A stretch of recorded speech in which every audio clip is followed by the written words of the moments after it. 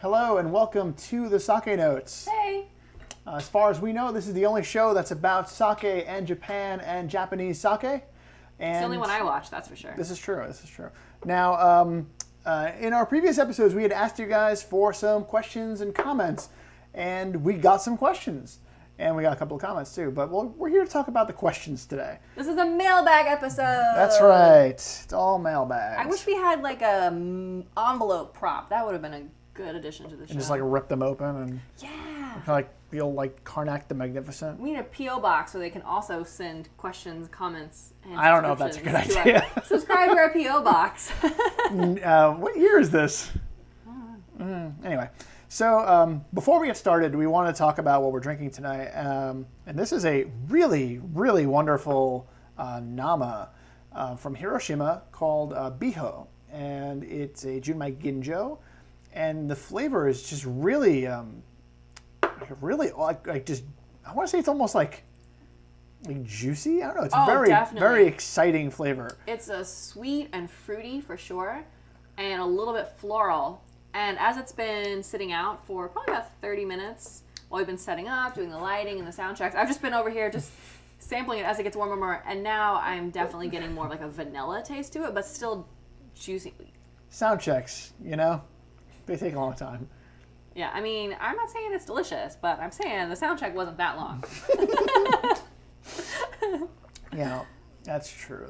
But, I mean, to be fair, it is also from Hiroshima, which, you know, my favorite prefecture. Just something about it is magic. Every sake I've had from Hiroshima is just... Mm-hmm. And we're going to get to go there pretty soon. Hopefully. Everything pans out. Oh, man. Yeah, That's scary now. You can always... So the first question that we got, Michelle's going to run with.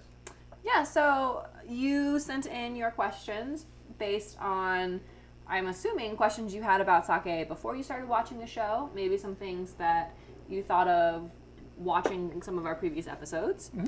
And this one, probably a mix of both. The question that we are featuring with Exhibit A is, what do you drink sake out of? And I've actually heard this question quite a lot. My coworkers, my friends, when I'm ever trying to get someone into sake for the first time, mm-hmm. they always ask me, what do you drink it out of? Mm-hmm. And I think this is because sake is a clear liquid that is usually given to you in like small amounts. So I think they're expecting something more alcoholic, like a shot, you know, something like vodka or something. Like, what do you...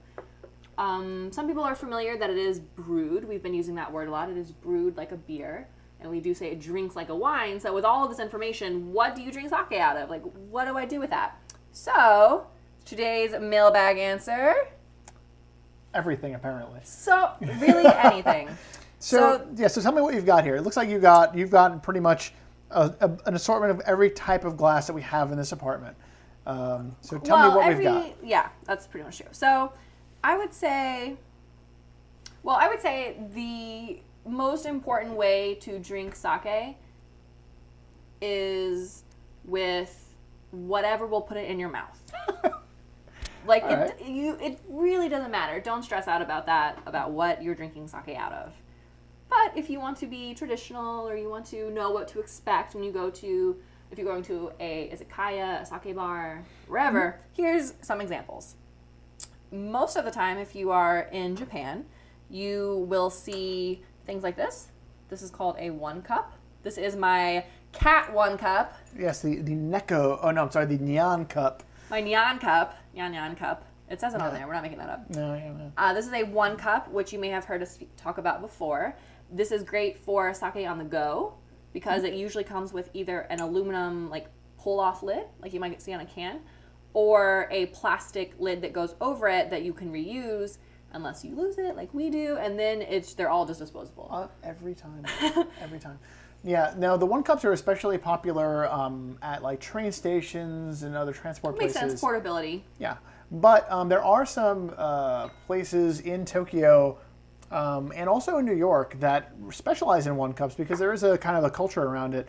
People like to collect them, like us maybe, and One that we want to recommend, though, in Tokyo that we've had really good experiences at is Buri in Ibisu. They specialize in these one cups. It's pretty much the only thing they have, and they have lots and lots of them.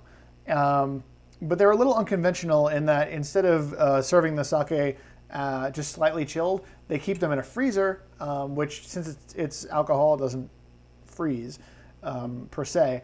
But when they take them out, they jostle them up, and then you get to see them turn into a slushy before your eyes.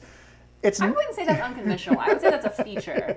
That's a great part of going to Buri. Yeah, I would say it's not the most conventional way to experience sake, but it's certainly a lot of fun. It's very fun, and not only is the way they serve the sake fun, but they also have so many cute one cups. Yeah, I'm pretty sure this came from Buri. It might have. We have one with flowers. I don't remember what any of them tasted like, but I definitely ordered them just because they were cute and I wanted to have a cat glass at home. And I wasn't disappointed in the flavor. I don't remember disliking any sake I had there. No, we've had really good times there. Buri's also really very friendly to foreigners. They speak English. The food menu is really, again, Western friendly. And it's in Ibisu, which is just an awesome town. Really fun town. Lots of little sake bars and places to eat. Just as you walk through these sort of, it feels kind of like back alleys, I think. Just in the way that it's kind of narrow and like lit, and they're all very interesting and sort of themed bars that you can go to. Very fun. Very easy to get lost in Ibisu. I would say that's also a feature of Ibisu. Could be. Now, if you're not all the way in Japan, if you're in America, and specifically in New York, which I don't know if we've mentioned in the past, but we've certainly alluded to the idea that we are actually in New York, there is a place called Asasu. It's in the Lower East Side, and they also specialize in one cups. They have pretty much every one cup you can get in New York, I think. And also like a really interesting and fun menu. Food's really great. And then they have also like a sumo theme. So if you want to experience a little bit of like interesting sumo wrestling stuff, it's a fun place to go. Not in a kitschy way, in a genuine they're into it. They're into way. it. They're serious about their sumo. For example, if you go to eat there, they have something called a hot pot. Yeah, the big sumo hot pot. Eat, and it's just a big pot on your table with vegetables, and you just get to soup, and it's very fun. A great place to go with friends. They have seating. How many people can? 6 or 8, I think. At a table. It's like kind of communal seating. It's a really cool, fun place. Really fun place to go, and they have not as many sake one cups, of course, as Buri, but the most I've ever seen in New York in one place. Yeah, I think they pretty much got them all here. So that's where you can get one cups if you are in New York or Japan.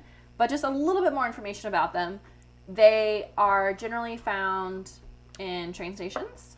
Usually, anytime where travel is involved, they're usually pretty easy to get. They're very portable because they generally come with an aluminum lid that you can peel off like a can, like a tuna can. Or they'll come with like a paper top and then a plastic lid that goes on the top. And that can be resealable unless you're like us and you lose them. And then they are all disposable lids and you just have your glass at the end. I have not seen one of those plastic lids in years. You just keep losing them. But they're great at train stations because they're portable. You can find them at convenience stores in Tokyo, in Japan, wherever you go. And the great thing is, no matter where you go, you're always going to find interesting prints, either like this or on paper. We have a few other examples. This is exhibit A.1. A popular way to decorate the one cups would be with regional pictures. So here are 2 regional mascots that we have here. Very cute. Some information on the back about where they're from. Just very, very cutesy. One of the reasons why we collect them and we love them so much. And then another thing that you might see are imagery of the ingredients that are in the sake. This is a very special glass that we have from Amabuki, which you may or may not know uses flour fruit yeast. Yeah, or flour yeast as their starters. And this particular one uses strawberries.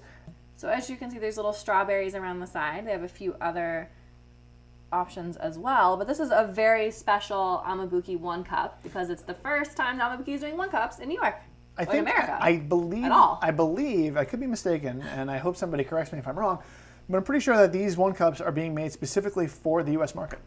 And you know, that also ties back into the other set that we showed you with the region imagery on there as well, because as you can see, it's cute little. It's very New York. Very It's a New little York-y. Manhattan-ish. I love it. Those are really great. I can't wait till they actually get released. So in case you couldn't tell, we really love the one cups, and they are so fun to collect and find wherever you go, and just have little mementos of different places that you've visited.